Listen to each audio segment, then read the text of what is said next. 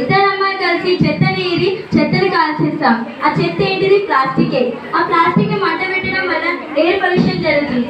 Air pollution జరగడం వల్ల అది మొత్తం ఆవిరిలో పోయి మన ఏదైతే మంచు కొండలో వెళ్ళి ఆ ఏదైతే మంచు కలిగి మనకి సునామీ లాగా సైక్లోన్ లాగా వస్తుంది. మళ్ళీ ఇంకో సీజన్ చూస్తే న్యూస్ లో కూడా మనం ఇదే చెప్పవచ్చు. వెహికల్స్ అయినా ఇండస్ట్రీస్ అయినా ఎన్నో గ్యాస్ రిలీజ్ చేసి మన ఏదైతే మంచు కొండలో వాటిలో ఉన్న వాటర్ అన్నిటికీ కలిగిస్తుంది. మనం చూడవచ్చు ఇప్పుడైతే వర్షాకాలం వర్షం కాట్లేదు, ఎండలు కొడుతున్నాయి. అదే ఎండాకాలం చూస్తే వర్షం కొడుతున్నాయి. ఇది అన్నిటికీ కారణం మన క్లైమేట్ చేంజ్. సో మన రైతులను చూడవచ్చు.